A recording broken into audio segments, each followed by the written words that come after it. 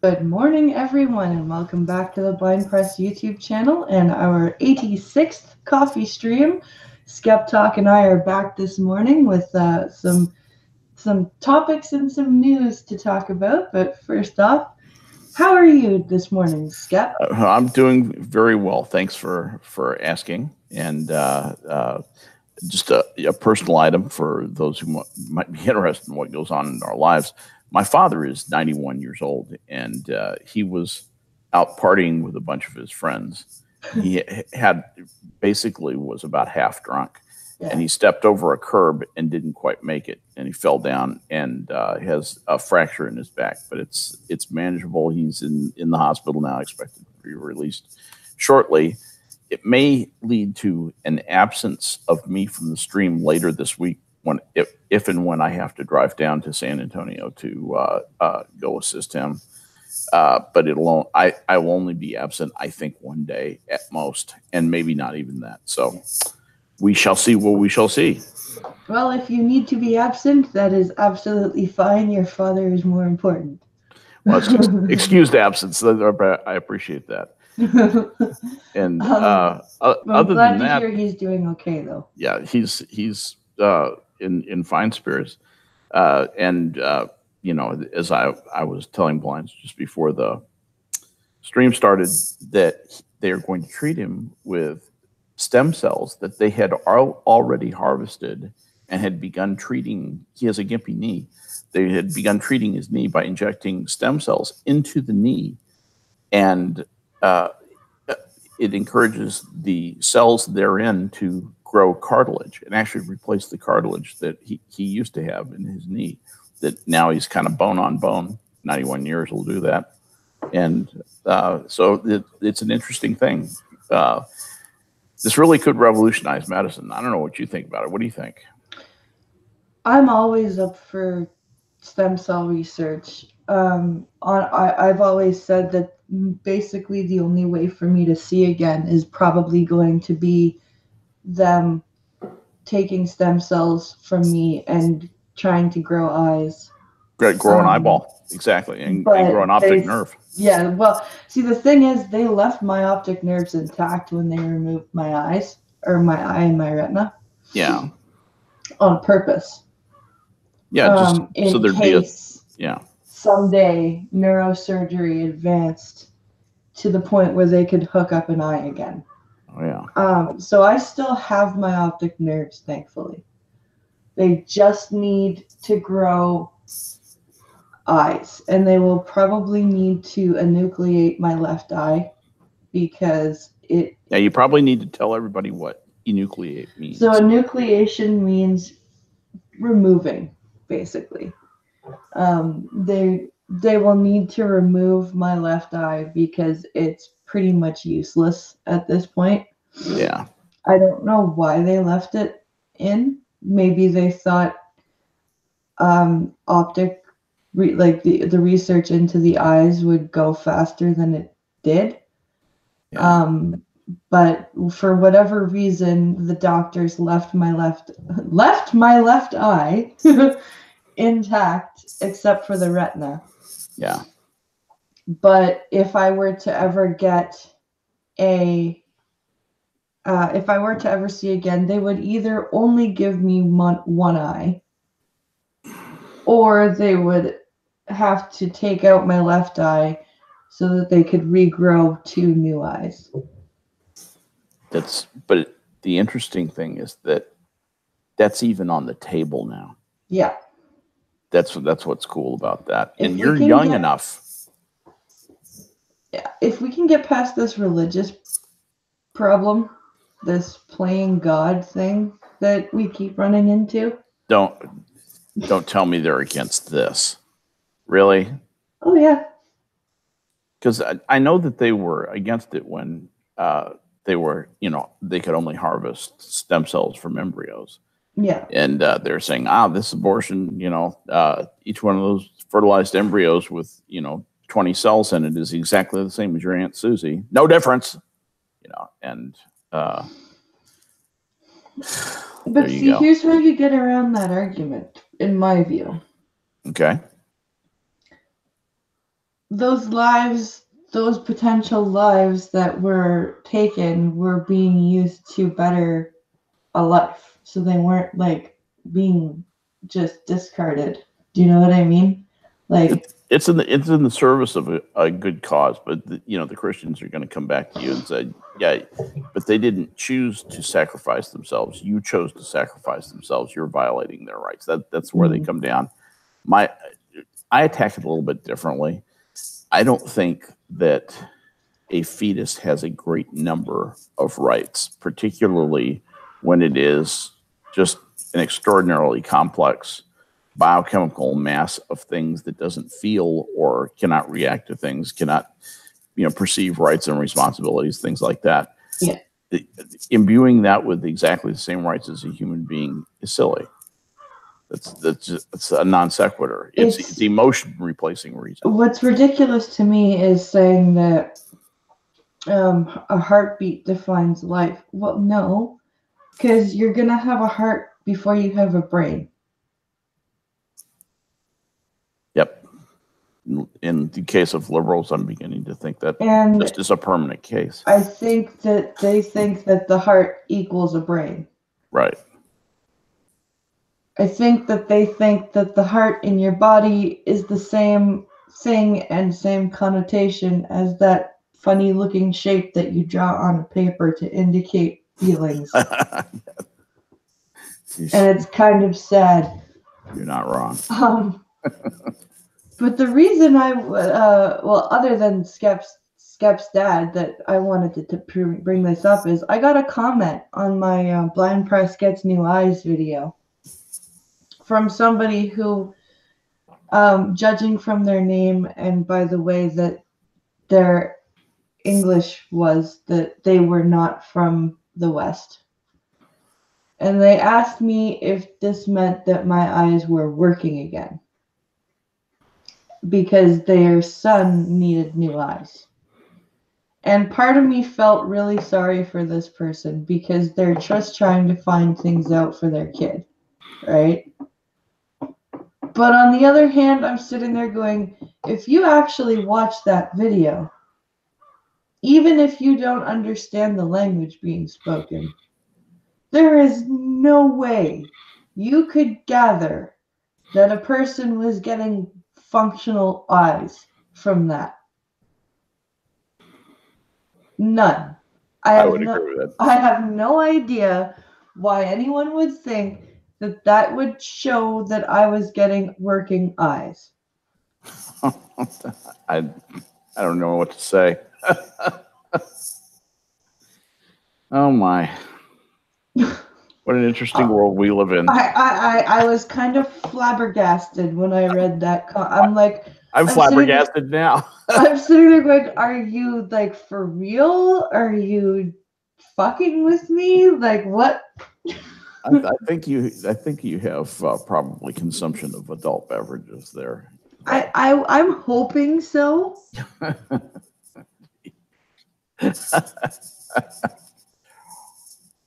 I was floored.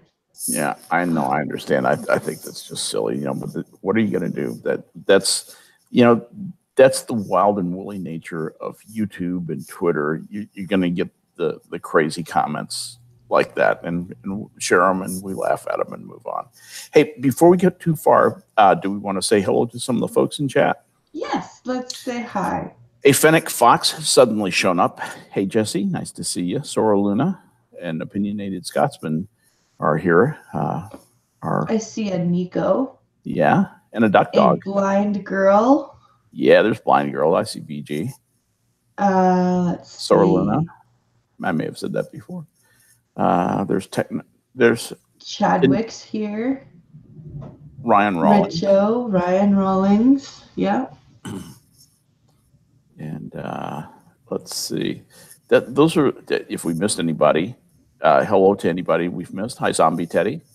And I was going to say we had a couple of comments about the stem cells, toy boat, stem cells commentary we were having. Duck Dog was talking about. It says it's like organ donation. Our bodies produce stem cells all the time. We need to figure out how to kick that into overdrive. Yes, I would agree. I would agree with that too. The thing of it is they have actually found out how to do that. Not only that, but they're taking stem cells. They don't even take them from embryos anymore. It's too easy to coax the ones that are harvested. You ready for this? Where you know where they come from? You're fat. Yep. You can get them from your stomach lining.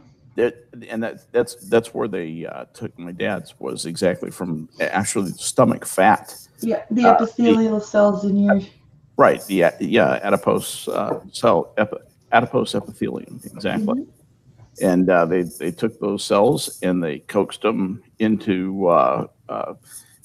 we want you to grow into a knee, and they said okay, and so they trained them into growing them into a knee. I'm not sure how biochemically how that happens. But they do that, and as soon as they said, okay, we're starting to make little, produce little chunks of cartilage, they injected them back into my dad's knee. And his knee's starting to feel better. Oh, that is awesome. Yeah, he's actually getting cartilage from the stem cells. Now, was that just a series of, is it a series of injections that he has to keep going back for, or was it just one? They actually do 3 injections. And that might be all for the knee. For the back, it's 2 sets of injections. But for the knee, the protocol is there's 1 injection into the knee, mm-hmm. and then the other injections are actually intravenous.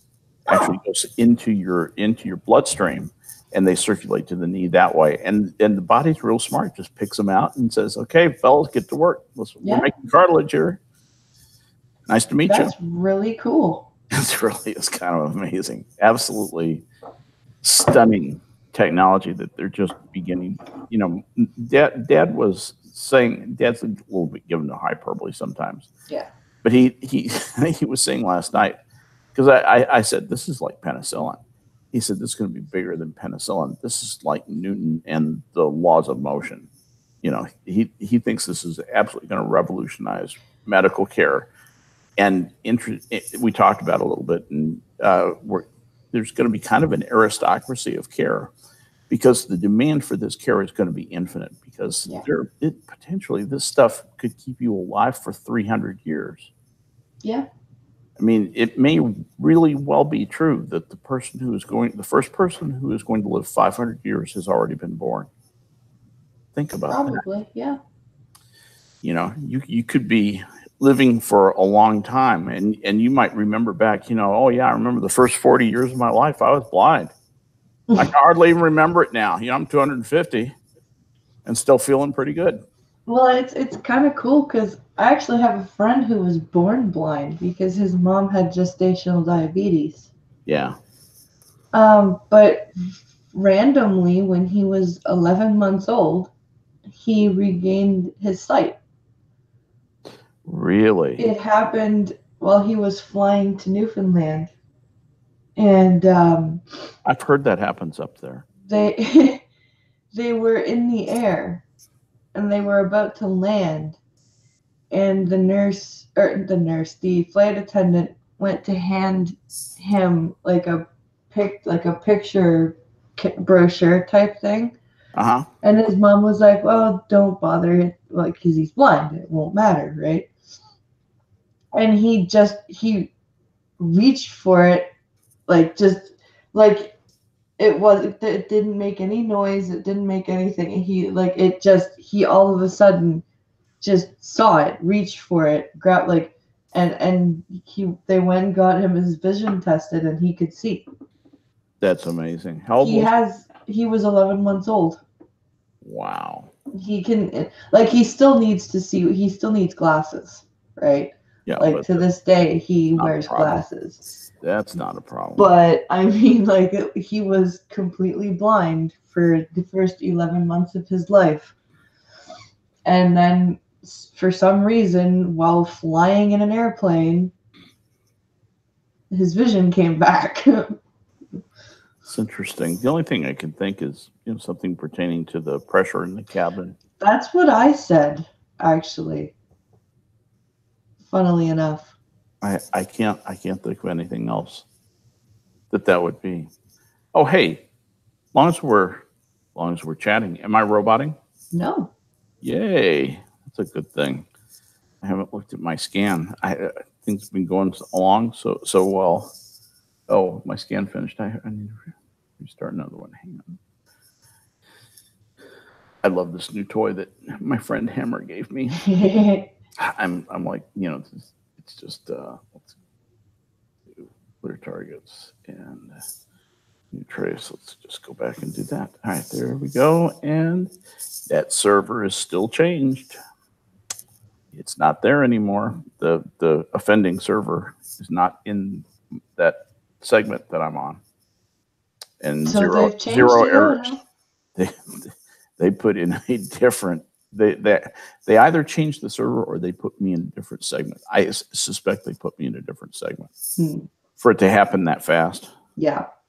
I think somebody just went, okay, let's reconfigure him to go get his gateway over here. Configure his gateway to go over here instead of over there, and get this guy to shut up. That's this. I'm sorry, but that's essentially what happens on the other side of the help desk. Is Pink Callow doubtlessly knows.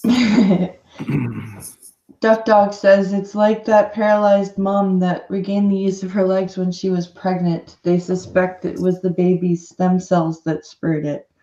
That's interesting. I mean, there are a lot of things that happen to women when they get pregnant. Other than just growing a baby inside their stomach and growing that amazing thing called a placenta.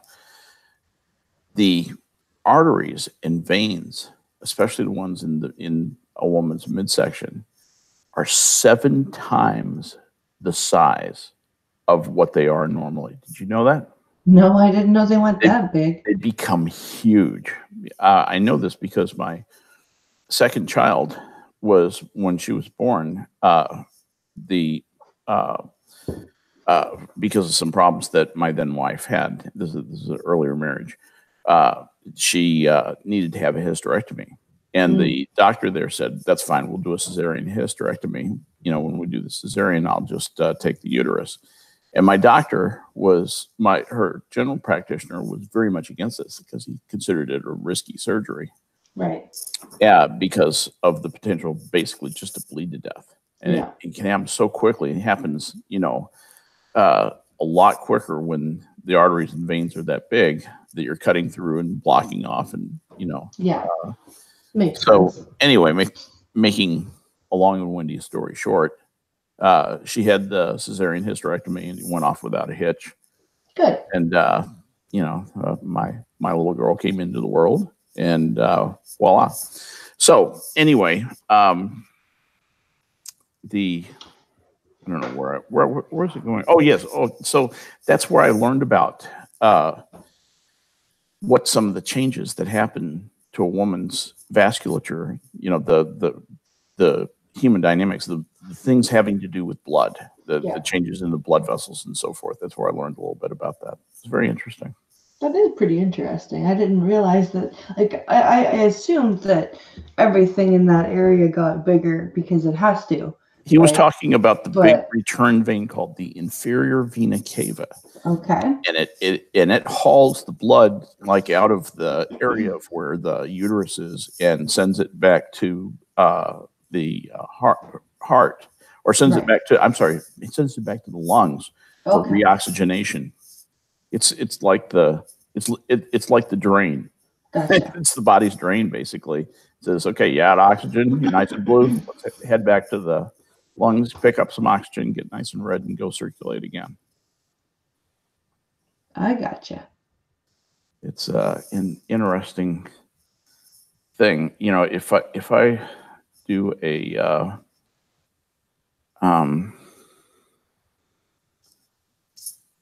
number of heartbeats in a lifetime. Number of heartbeats in a lifetime. How many times you're on let's see. So in 70 years, your heart will beat 2 billion. That's B like boy, 2 billion times. That's crazy. Chickens only live 15 years, but they have the same number of beats because their hearts are so much faster than ours. Hmm. And I don't know if you've ever spent any time listening to chicken heartbeat. I know that's certainly I felt a chicken's heartbeat. Oh, absolutely. So we each have I felt it news. stop. Yeah, that's true. We each have some news stories. What news stories do you have? The news stories that I have, and I promise none of these are from The Onion today, but only because I did not have time. One of them is kind of a fun one, and it's Toto's Africa to play on loop for eternity in the desert. Artist Max Seidentopf is blessing the desert, a certain desert town in Africa, in Namibia, actually, on the Namibian desert, with a new installation sharing the joys of Toto's 1982 hit, Africa. It's set to keep going for all eternity, thanks to a sound installation set up in the world's oldest desert to play the track on loop. And the guy is half Namibian, half German, Max Seidentopf, and he's basically has 6 speakers attached to an MP3 player, which is in turn attached to a bunch of solar panels and photovoltaic cells. And so he said it's probably the most popular song in the last 4 decades. That doesn't mean you should put it on forever. Yeah, I love that song. I think after just like a few hours of it, though, I could get tired of it and maybe never want to hear it ever again, ever again. Yeah. So that's kind of where I get with that. But I thought I would start us off with something kind of fun before I get to the scientist eaten alive by crocodile she was feeding. And was she feeding this for a It's in a research enclosure. Okay, so she was supposed to be feeding it. She's a scientist, right? Okay. She's a biologist, PhD in biology. Her name was Daisy Tuo. Okay. And she was dragged into the reptile's enclosure after it leapt up straight up in the air an 8-foot-high concrete wall that they thought was alligator-proof. And it grabbed her and pulled her down into the enclosure, and just broke her. It grabbed her like by the head and broke her neck almost instantly. God, an instant death. And no doubt. At any rate, they dragged into the reptile's enclosure after it leapt up an 8-foot-high concrete wall to grab her. The 17-foot-long predator, called Mary, and it's like Merry Christmas. Mary? Was being kept at the CV Yosiki laboratory on the Indonesian island of Sulawesi. Horrified staff were reported to have found Ms. Tuo still in the animal's jaw, and they tried to get her remains away from the croc as it thrashed around, but it ended up eating most of her. Police say they're now trying to trace the crocodile's owner, described as a Japanese businessman who is funding biological research all around the world. He's not evil or anything. He's actually a pretty great guy. He has billions of dollars, and he opened the research facility and funded that to see how they live and how they can take care of them and stuff like that. But of course, Indonesia is a crazy place. I don't know if you know this. It's 90% Muslim.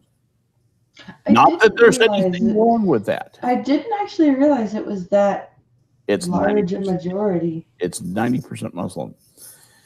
And when something like this happens, there's a real cultural thing that occurs there. They want to pin blame on somebody and have somebody pay. A bad thing happened, it has to be somebody's fault. That's almost an Indonesian cultural value. I've watched this for years. Ever since I was commuting to Singapore to do from Denver, which is a long commute, by the way. 20-hour one way. is what I fell in love with the area, and started reading the Straits. That's the newspaper there in Singapore, and I have kept up with Indonesia and Singapore and stuff that happens down there, and you realize that there are aspects of Indonesian society that they're straight out of the year 900. 800 or 900. That's the way that things were done, the way they think of things there, or the way that Europeans thought of them in about the year 900. Wow. In the middle of the Dark Ages. Absolutely, amazing. It says, we have neither seen the man who owns this nor know where he is. We also need to know if he, if all his paperwork is up to speed, and there are evidently other life forms there, and they're going to try and pin something on this guy. I know that because this is just what they do. It's just what the government does. Other than, okay, but it was a crocodile. Yeah, it was a crocodile. What do you expect? Crocodiles are meat eaters. Last time I checked, they are the closest thing that we will ever see to a dinosaur. That's right. That is alive. It's like the dachshund version of a T-Rex. Yeah. Just short little legs. Yep. You put full size legs on that thing, you got a T-Rex. You got at least a Velociraptor. And so there you go. I don't know. I don't understand why humans. They did not kill the crocodile. They have taken the crocodile to a different wildlife rescue facility. Actually, this is also a rescue facility, but they took it to a different rescue facility to conduct medical tests to see if it's crazy or if it's just crocodile gone a crocodile. I don't. Well, why would it be crazy? Yeah, exactly. The crocodile's going, what? I was hungry. I didn't want what it had in its hand. I wanted it. I wanted the hand. It was much bigger. It was like it was a fucking snack it was trying to give me. Yeah. I was hungry, goddammit. I wanted a fucking meal. What were they trying to pull? All I wanted was a meal. That's the crocodile's version of that song Suicidal Tendencies by or Institutionalized by Suicidal Tendencies. Tendencies, right. All I wanted was a Pepsi, and she wouldn't give it to me. Just one Pepsi. It was that's the crocodile version. Absolutely. Wanted a Happy Meal. And it got its meal and it was happy. Everything was fine. What? Why is everybody making a big deal about this? Crocodile's gonna crocodile. The most interesting thing I find about the story is this thing jumped up an 8-foot concrete barrier that is straight up. Yeah, that was impressive. And all I can think is that she was probably extended over there, and it probably just struck so fast it was like, like a snake striking. Yeah. You cannot get out of the way. No. Of a striking snake. And aren't crocodiles a little bit more? Correct me if I'm wrong, but aren't crocodiles a little bit more agile than gators? Or is that wrong? I don't. I think they're pretty equivalent. I don't know. Crocodiles tend to be bigger. Yes. Than gators. And their strength is not proportionally greater. I actually think the gators probably are more agile. I mean, I've seen gators run in Florida. That's true. Running after birds. God, you can outrun a crocodile. You can't outrun a gator. That's what and I've heard that too. So, yeah. Anyway, but that was the end of that.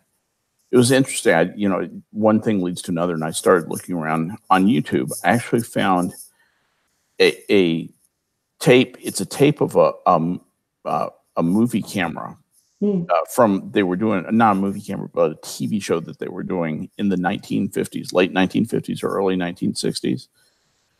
And it's these two sheriffs are out in a boat, and they're like deputy dog type, big fat gut, Okay. Dunlop over, and the guy's up there on the microphone. Before he gets into the boat, the sheriff, we're gonna find this alligator and shoot his ass, and we're gonna get us a gator and shoot him, and he climbs into the boat, and the gator is swimming away from him. So the other guy starts rowing like crazy to him, and the fat guy is turned around halfway. He's trying to get a shot on the alligator. The alligator turns around, comes out of the water, grabs the guy by the head, and pulls him into the water and swims away. Isn't it isn't it the only way you're gonna get a gator is by a headshot? Well, yeah. I mean, if you get his spine and his back legs don't work, he's they're not good. They don't drag well. So if you get a spinal shot or a headshot, that's what you got to do to get a gator. Because they're pretty armored. Yeah, pretty armored. Grenade will do the job.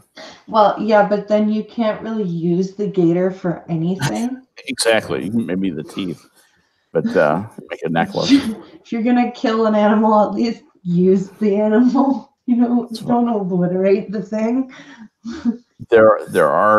This used to be fairly popular in Louisiana and East Texas, in the bayous down there, that they would go down and they would throw. This is no kidding. Throw a grenade in the water, and then they would net the bottom, basically drag the bottom of the net and bring up the pieces of catfish, and then they'd take that in, wash it, and fry it, and eat it. Oh my God. Grenade fishing is a thing. Yes, it was. It's not anymore, but they used to do that. Yeah. Yeah. So, do you have any more news, or should I get into what I've got? I only have one more. One more thing, and this is just completely different change of mood and topic and everything else. This is back to hope for the future type stuff. China sprouts the first plants on the moon. What? China sprouts the first plants on the moon. You're acting like I did when I first saw this. I went, what? That's exactly what I said. I said, huh? And so, they landed their lunar lander. And evidently it had, seeds taken to the far side of the moon as part of China's lunar exploration mission have sprouted in a first for growing biological matter on the satellite. The lunar atmosphere is too thin to sustain life itself, but it had not been previously known whether it was possible for plants to grow within the controlled conditions on the moon, although they had been grown on the International Space Station. Now, in the first ever biological experiment to take place on the moon, cotton seeds housed in a sealed container on board the Chang'e 4 lander have begun to sprout.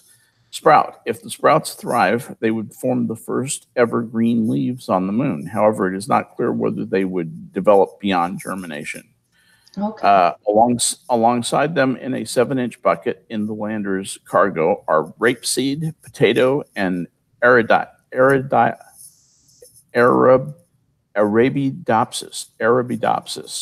seeds. I've never heard of that. As well as yeast, fruit fly eggs, and there's air and water, obviously. Yeah. The Chinese National Space Administration said that it hopes the crops will form a miniature biosphere, essentially an ecosystem which is capable of sustaining itself, at least for a little while, till the water runs out, basically. So they've made a small greenhouse, I'm guessing? Yeah, basically. Yeah, that's exactly what it is. Okay. And I could see how that might possibly, I don't think you're going to get full-blown cotton plants and potatoes and whatever. But I think that there's nothing really revolutionary going on here because we've been growing stuff in space for years. The fact that it will grow in 1/6 the Earth's gravity, that's fine. It's interesting. The more interesting thing to me about all this is how advanced China is getting in the space business. And, Yeah. NASA, I don't know if you're aware of this, but NASA handed China all of its information about all the calculations, orbital calculations, how to get to the moon, how to get home, all the lessons learned, everything. They just handed it over to China's space agency during the They Obama. probably figured it. Oh, the Obama administration is just okay. And actually, at first I kind of wondered about that, and then I realized, no, that makes sense on a number of reasons.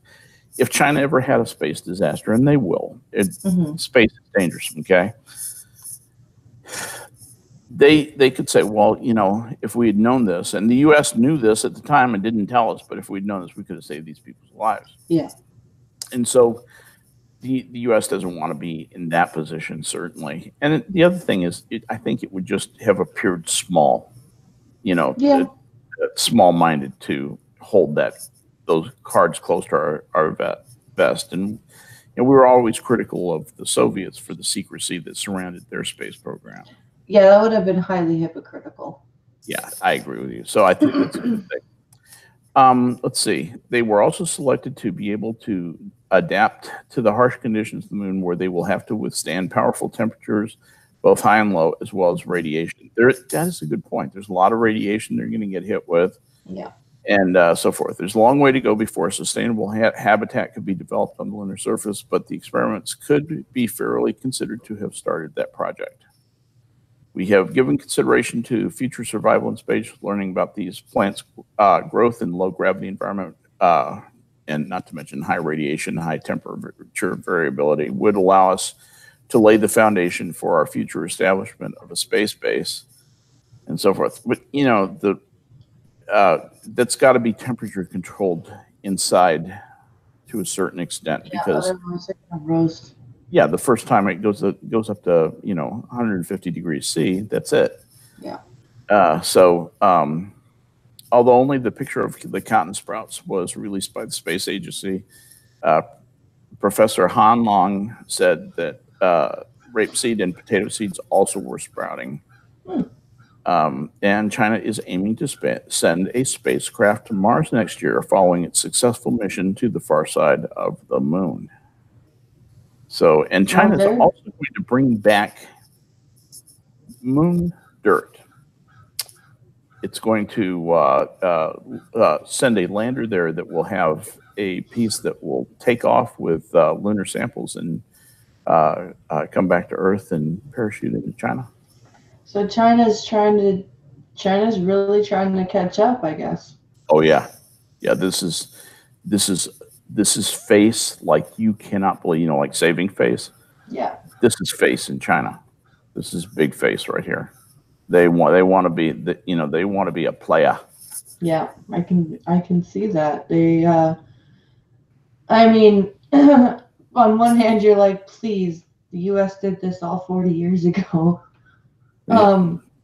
But on the other hand you're like, well, good for you, you communist crazy people. You're sort of coming around. Yeah.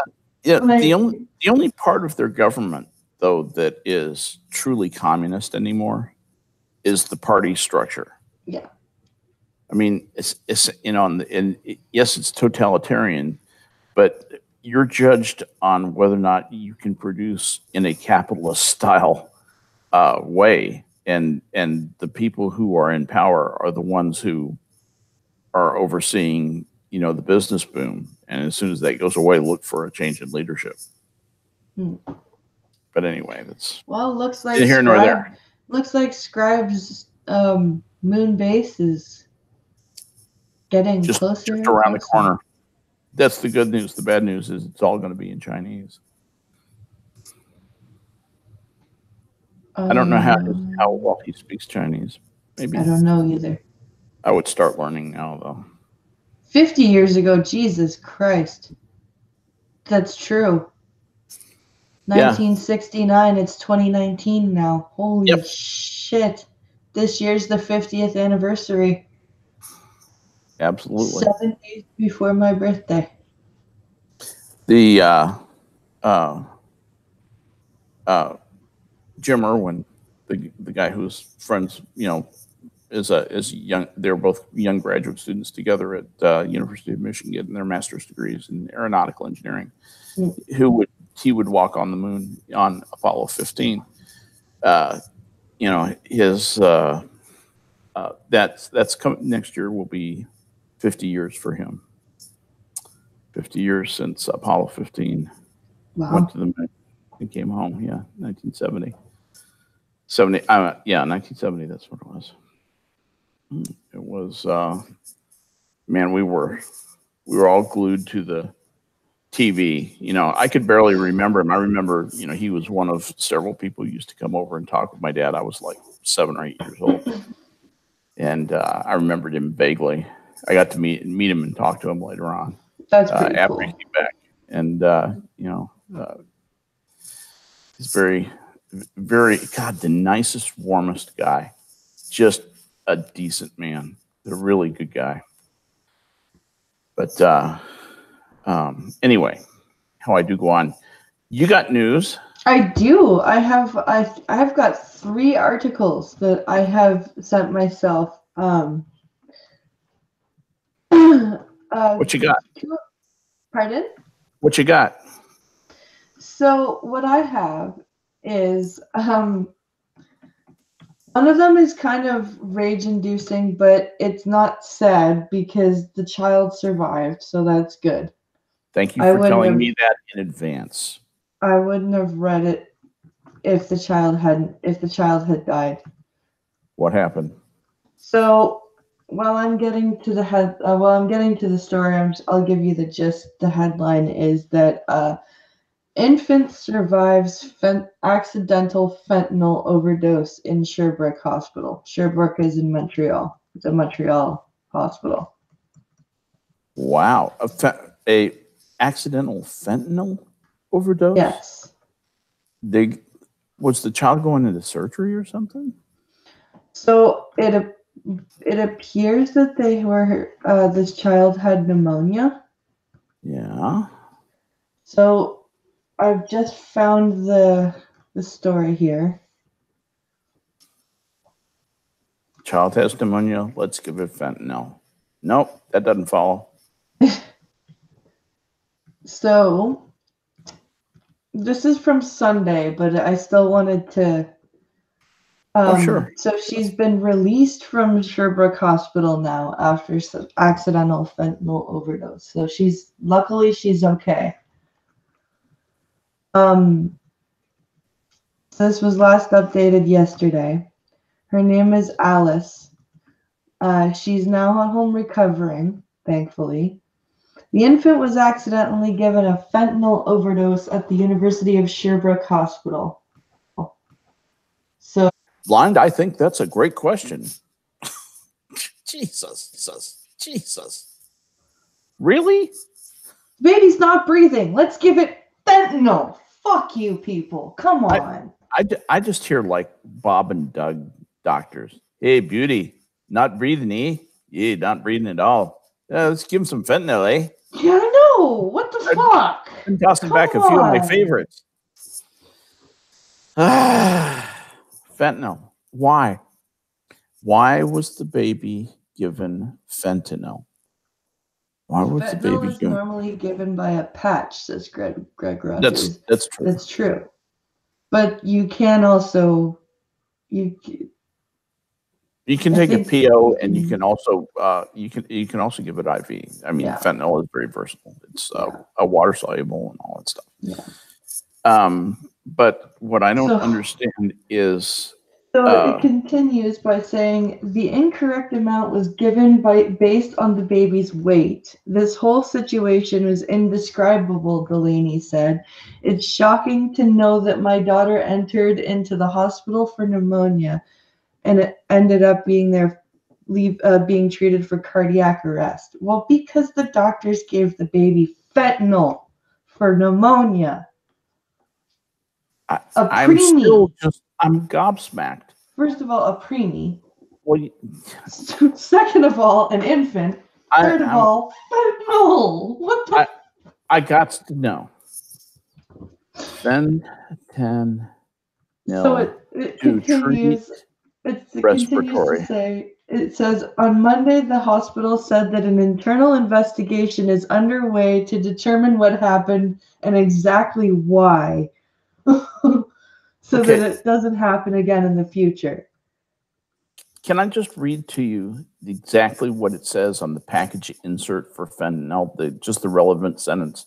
Fentanyl patches may cause serious or life-threatening breathing problems, especially during the first 24 hours of treatment. Let that sink in for a minute. Fentanyl patches may cause serious or life-threatening breathing problems. The baby has a breathing problem. Let's give it fentanyl. Yeah. Tell me where this is not malpractice. Next, they'll be giving kids penicillin. I see absolutely nothing linking, and I'm going on the NIDA sites, and Yeah. I see nothing other than the warning that fentanyl depresses respiration. Yeah. Fentanyl can cause serious breathing problems or death if it is used, but really. So it says Alice is now at home recovering with her family, but is still on medication. She has other medical conditions as well, Delaney says. She is also withdrawing from the narcotics she was on. Very nice. Poor fucking baby. I've seen my father and his ex-wife fostered children before they adopted the two that they have. Yeah.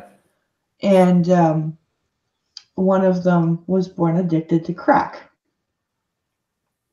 That's a bad withdrawal. We had to deal with an infant. They obviously didn't. They kept her in NICU for about a week while she was getting the worst of it gone, right? Yeah. But for a few weeks after, she was still very upset, constantly crying, spitting up all the time. She didn't sleep very well. That's got to be awful to watch your child go through a fucking opiate withdrawal. That's First of all, you almost lost your daughter because this fucking hospital gave it fentanyl. This is just, God. Pneumonia. First of all, pneumonia in an infant is terrifying enough. Now make it a prematurely born infant. And then you take your infant to the hospital to get treated for pneumonia, and they give it fentanyl, and they go into cardiac arrest.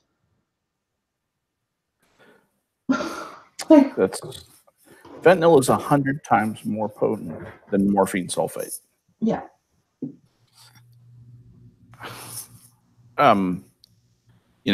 It just is. Let's see. I wanted to get to. I'm looking for something. People. All right. Here is the official FDA approved warnings and contraindications. Here contains this statement: people with significant respiratory problems, acute or severe asthma, paralytic ileus, that's an obstruction of the intestine, or a known sensitivity to fentanyl should not take fentanyl. Right. Okay. It doesn't say if you have a significant respiratory problem, take fentanyl. Yeah. It says if you have a significant respiratory problem, don't take fentanyl. Yeah. And this is coming from the producer of fentanyl. This is their statement. Unfucking believable. Duck Dog says there was a bust. Sorry. I'm sorry. Go ahead. I'm just fulminating. Duck Dog says there is a bust between the drug enforcement agencies of Maine, Massachusetts, and what was the other state? New Hampshire. They found enough fentanyl to kill the population of Massachusetts, 6.8 million people. Well, I'm glad they found it. They're so full of snowflakes. Why didn't they go through with it? I mean, we would not miss Massachusetts. You know, and it's a nice area. You know, normal people could settle there. I'm just saying, it's a peaceful death. Just Well, kidding. Everybody relax. Skeptox kidding. it says that the mother is considering legal action. Well, I would not. I would do more than consider, honey. I would. It says she's already contacted a lawyer. I'm glad she has. I hope she follows through because that's fucking ridiculous. That will never go to trial. No, that will be a settlement, and that will be enough to make sure that her daughter is well taken care of. Yeah. Yep. Yep. But that's just potentially life ruining. You know what that does to a child. Yeah. Kids who are born into that.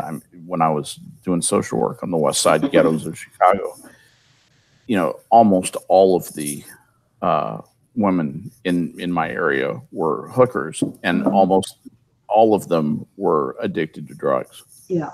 I wouldn't say all of them were hookers. I would say easily 50% were hookers.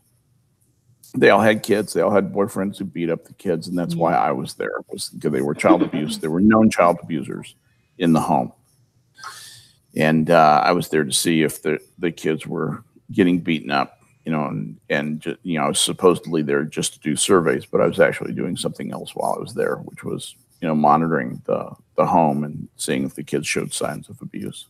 Yeah. And you know, it was kids. It's just so easy to damage them. Yeah. It's so, and this is the sort of thing that damages a kid. The kids come out of it and they're like, you know, antisocial and angry and withdrawn, and you know the whole. You know what I'm saying? Yeah. They're not normal, and they never have a chance for a normal life because of something like this. They gave the baby fentanyl. Yeah. Baby's got a breathing problem. Let's give them some fentanyl right away. That's just sort of a miracle it didn't kill that kid. Yeah, that's. Ugh. Yeah, I know. But there you go. And then I have my titular article, which is I don't know if you've ever heard of the Stratford Shakespeare Theater. Oh yes, absolutely. The one where William Shatner performed. Yes. Yeah, it burned down on Sunday. What? Yep. Yep. It burned down on to the ground. Stratford Shakespeare Theater. I'm not doubting you. I just want to. Oh my God! It did. Were there warning signs before the Stratford Theater burned down? Is that that the news story you're looking at? Yeah, actually, go ahead, because I was just going to read the headline and a couple of lines from this. The Shakespeare Theater in Stratford, Connecticut, burned to the ground early Sunday morning, January 13th, 2019. Opened in 1955 as the American Shakespeare Festival Theater. The building had stood vacant for many years. Officials said it was too early to tell whether either, you know, what was responsible for the spectacular fire that burned the storied landmark, which closed in 1989 to the ground Sunday. Because I remember I had gone to that in 1980, around, it was just after Halloween, like early November of 1980 was the only time I was ever there. Although unofficial fundraising efforts to rebuild the theater, now a pile of twisted steel and charred wood, have begun, there are no firm plans in place for what happens next on the 14-acre oceanfront property where the building once stood. Okay. You know what this sounds like to me? Insurance fire. Yeah, the more you read that, the more that's what it sounds like to me as well. Yep. You have a probably designated historical landmark, and it's insured for a bunch of money. They can't use it to make money anymore, so it just sits there, a white elephant, and this guy's paying taxes on it. And he says, "No, I'm going to burn it down, get my insurance money, sell the property, and leave." Yeah. That's a shame. That's it like such a historical fire like place. Yeah, it's. I mean, it just was a popular place where some of the really great young talents in Shakespearean acting had performed. They said there'd been vandalism and stuff like that around it for years. What's your favorite Shakespeare play to listen to? Oh, that's hard. What are some of them? I loved A Midsummer Night's Dream. Same. I love Taming of the Shrew. Yep. I love Twelfth Night. Yes, underrated. Yeah. I love if we didn't have to spend 3.5 months on it in high school, I would have probably liked Macbeth a lot more than I do. My English teacher kind of did it to death. Yeah. Well, because when I was in high school, the school I was in was not semestered; it was termed. So when you do terms, your classes are spread out, the things are done longer. Yes. Why did my computer? Oh, my computer reloaded the web page. That's why. Okay. So we ended up doing Macbeth for almost 4 months. That's a lot of Macbeth. And I was like, oh my God. Like, seriously, just let us do something else. Who's the most memorable character from Macbeth, in your opinion? Because I have a very strong opinion about this.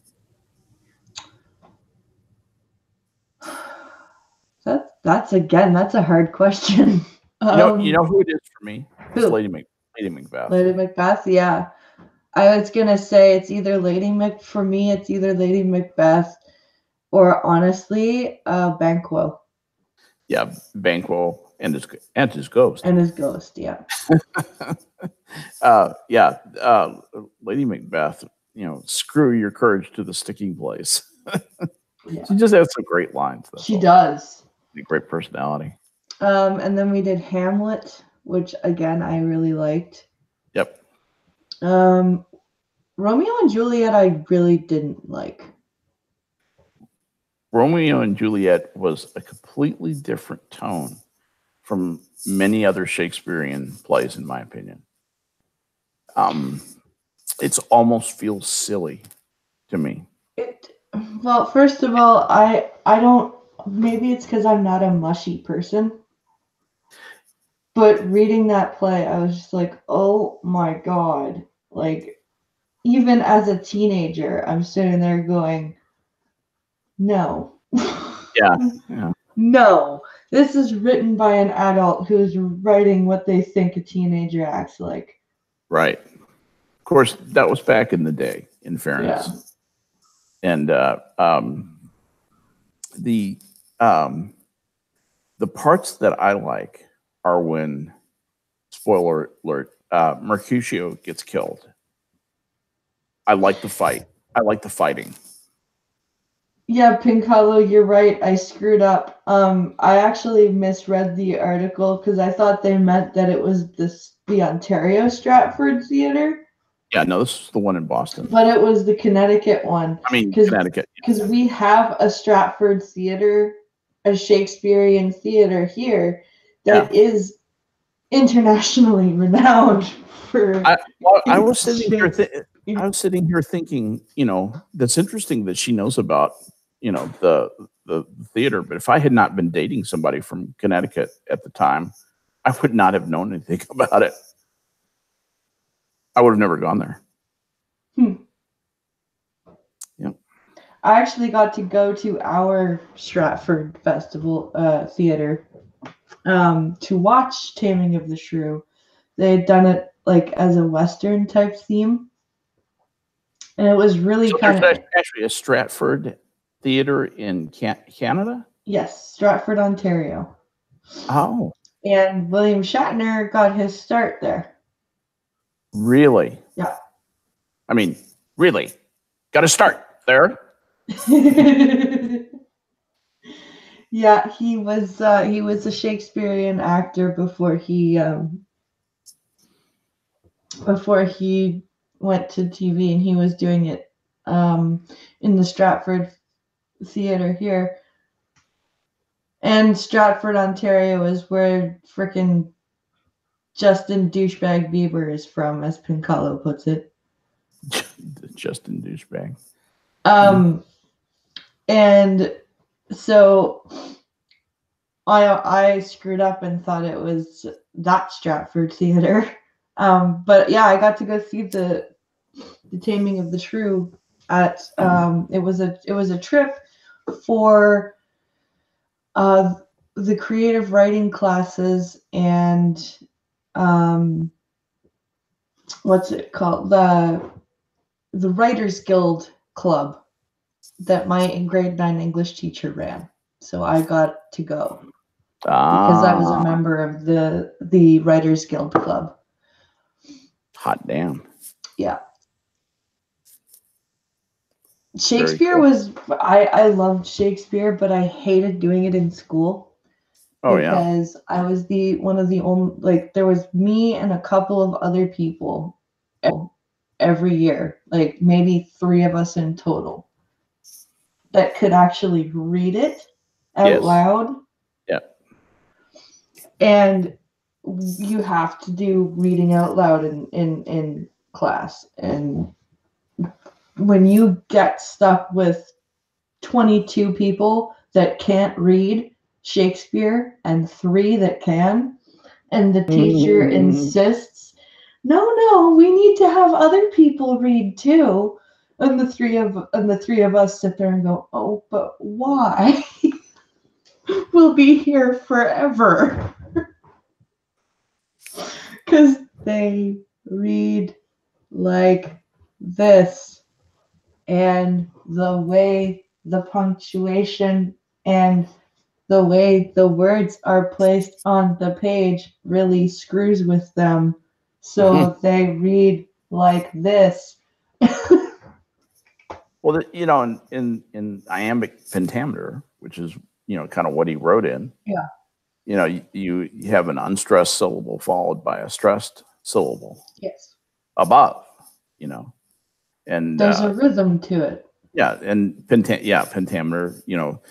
They talk about the term actually describes the rhythm established by the words in each line. Yeah. Okay, so rhythm is measured in small groups of syllables that are called feet. And iambic refers to the type of foot used. And here the iamb, which in English indicates an unstressed syllable followed by a stressed syllable, and pentameter indicates a line of 5 feet. So yes. Stressed, unstressed, stressed, unstressed for 1, 2, 3, 4, 5. If anybody wondered what iambic pentameter means, that's at least my memory of it. and you always, of course, the classmate that couldn't read got to read the best fucking lines. Yes. Like with the best insults in them. Yeah. They always screwed them up. It's like, no. Alas, poor York, I knew him Horatio. Yep.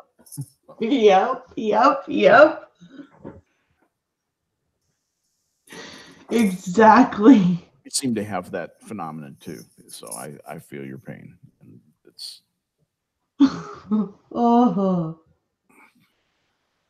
it's just Duck Dog says unrhymed iambic pentameter, like the first and last lines of a haiku, and he is absolutely correct. Yeah. Good call. I had forgotten that haiku is pentameter. Very good. Good going, Duck Dog. Hey, Captain Brambles. How you doing, bud? Good to see you. Hello there, I had not Captain. noticed Chadwick in here, but Chadwick is here. And somebody else came in who I was going to say hello to. Sorry, I didn't mean to interrupt this. I just wanted to. All right. Greg Rogers is here. Howdy, bud. And Goatman is here. It says giggity to all. Giggity to you, Goatman. I'm sorry. I just wanted to update our hello. So it's 10 after 11. Already? Yeah, already. We have way too much fun, you know. We do. And I'm thinking of doing another 10 minutes and then going to make some food because although I did eat before the stream, I feel like I have not eaten. Yeah. I hate that. Strength up. Keep your strength up so that you'll be ready for those stem cells. I'm so excited about that. I can't even see straight. Well, that is so cool, though. Like, my dad might be able to walk without a limp. That is awesome. And he'll be more comfortable. He still does like a 2-mile fast walk, high speed walk every day. And he's in a lot of pain. That's bone on bone. But he's one of these guys. He's the exact opposite of me. He has, no tolerance. He has complete tolerance for pain. He just doesn't even acknowledge it. And I'm a whiner. I not like pain. So anyway, I'm happy to hear about that. Let's see. Pink Hollow says, alas, poor Yorkie. He was left in the car and swelled. I think he's making fun of bad people or bad reading. I hope. Unless his dictation fucked him again. Yeah. No, yeah. Alas, poor Yorkie. Now I'll be saying that. Thanks, Pink Hollow. Let's see. What else was I going to? I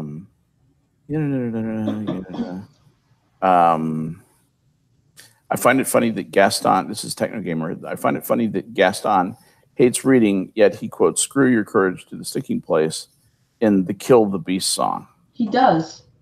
Fair point. He actually does. I just had to go back through it in my head. Yeah. And he does. It's true.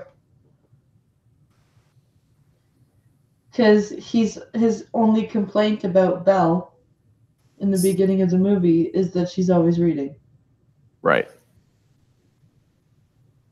And Jesse the Fennec Fox says, holy hell, we kind of are already using Trek tech. So why not fix things? We got the science and tech to do much seen in Trek and other sci-fi stuff. Yeah, I think what she's saying is basically that Trek tech is coming true in real life. Yeah. And can replicators be far behind? I would love a replicator. Oh, man. The other day we were on stream and we put up the question, what is the one piece of technology that you would want to have on a desert island? And everybody was going, well, I'd want a microwave oven, or I'd want a refrigerator, or something like that. And I said, I got one better than all of you. I would want a replicator. Yep. Because then you can have anything. And you can recycle it. Exactly. And get more stuff. Yeah, get more stuff. All the engineers just throw up their hands when they see that. The things that are depicted on Trek are way too efficient. There's so much energy is lost in the way we convert it, even in converting it from heat to like steam energy. That's like a 30% efficiency. It loses 70% of the energy in the conversion, and it's still a deal. It still works great for us. But that's a lot of loss, though. Oh, it is. It's typical. That's why the Holy Grail is to get electricity directly from the sky. And it's not that there isn't enough radiation hitting the Earth to do solar right. It's that we don't have batteries that will store enough energy in an efficient way and will work for long enough. So there's two things going on. They have to last for a long time, and they have to store a lot of energy. When we get that, then we'll have a car that you only fill up with electricity once a year. Yeah. You know, and that's going to be, you know, being interesting. You can drive yourself to your stem cell upgrade. You know, I'm feeling a little stiff in the joints. Injection of stem cells, go home. You're good for another 50 or 100 years. Yeah. It's an interesting time to be alive, and it's a great time to be young. But I think it would be ironic. You know, so many people in my internet life call me old because of my age. It would be interesting if it turned out that we're all basically about the same age. Yeah. And we're going to live for hundreds and hundreds of years. People will forget the fact that I'm, 30 years older than they are. Will says, I haven't said anything in a while. Porn. Thank you for that, Will. Appreciate that. Chadwick says we already use the sun and wind.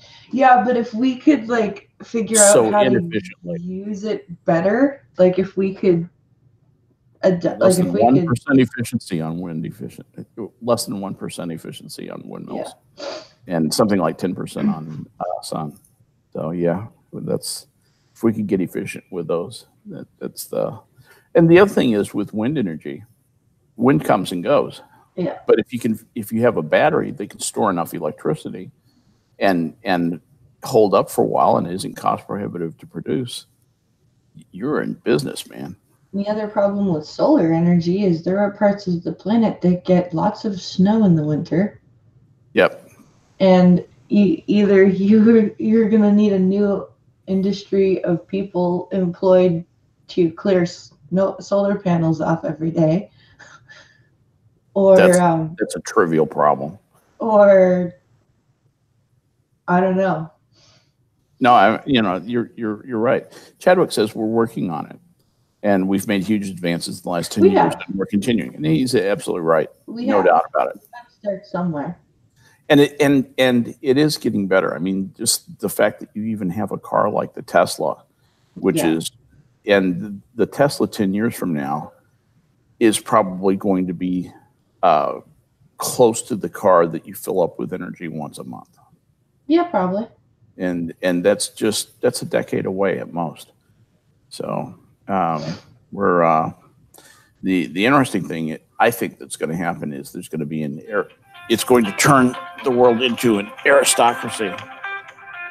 Sorry about that. It's going to turn the world into an aristocracy of healthcare, where the aristocrats will be the ones who get the advanced care that lengthens life and so forth. And it's going to be very economically regulated. And there's going to be a lot of people very dissatisfied with government for not providing it to everyone. It's going to be a very scarce resource and extremely white hot demand and very scarce. So it'll be very expensive. Anyway. Pincalo drops a philosophical bombshell that says, remember, in the cosmic time frame, we are all the same age. And that is nil in comparison to the age of the universe. Is that? Yeah. He's not wrong. He's not wrong. I mean, we make distinctions based on a very fine gradation of age, but in terms of geology, he's right. 100 years is nothing. It's a blink of an eye, geologically. Will Honolus says, I like the idea of a Dyson sphere for energy. I do too. I actually think that is how things will happen eventually, probably with microwave transmission, because microwave can store